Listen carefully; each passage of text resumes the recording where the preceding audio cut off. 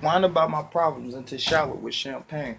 I've been down so deep in cracks I felt numb like cocaine. I experienced all the highs and lows, it's time to change, but everybody seems addicted to staying the same. They say there's no one player that's bigger than the game. But if the players make the game, aren't they one and the same?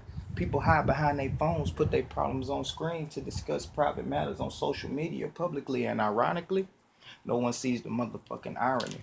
Preach about inequality, but pursuing useless properties. We ignoring our own poverties, but we walk around zombily, thoughtless, and that bothers me. As a toddler, I had brighter dreams. As I grew, it only darkened things. People are ruthless with heartless schemes, choosing rotten crops to plant their seeds, then poison the waters that we need, and we harvest what we eat. Now that's food for thought, packed with vitamins A through D, packed with all the protein you need to strengthen your mental and physical physique. Anybody else ever wonder about the shepherd and the sheep? Like, what if he got too cold or couldn't find nothing to eat? Does he decide to starve, suck it up and freeze, or does he take one's wool and decide to have a feast? It also teaches you to conform to a crowd and look towards someone else to lead. No one else sees that scheme? Sounds like a president to me.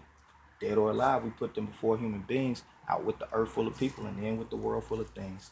If you ain't got this, that, or this and that, man, please, you this, that, or this and that. Rappers writing fictitious acts like they Scarface in every written act, trying to say, stop the violence. But the next song, you killing this and that. You want to blame them for the drugs, but your whole album, you doing Molly and flipping crack. You worse than any Republican or Democrat. You a hypocrite. The nerve of you to say that. You deserve the credit of all the legends when all you written is false confessions on how you earned all your possessions. Newsflash, people. Your problems are not gonna fix it. Even if you sat down and talked to them about it, they're not gonna listen. Your issues are just another case number in the system, waiting on an appointment to be categorized in a list full of listings. Ah, those symptoms fit this description. Try this prescription. If that doesn't work, see you in a few months when the side effect kicks in. Now you want to stop the habit, but you can't because you're addicted.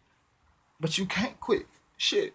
Because the doctor needs this many milligrams in your system or the insurance drops the visit.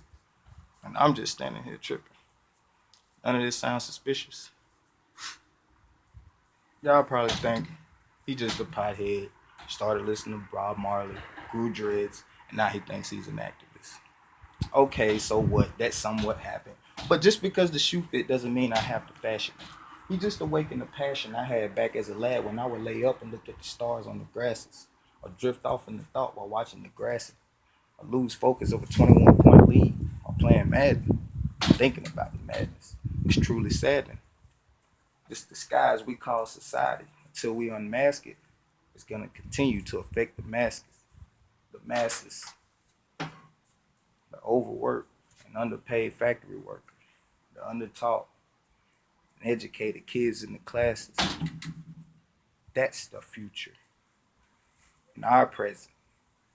Until we grasp it, give it a passion, a vision that'll last instead of a mission with a task.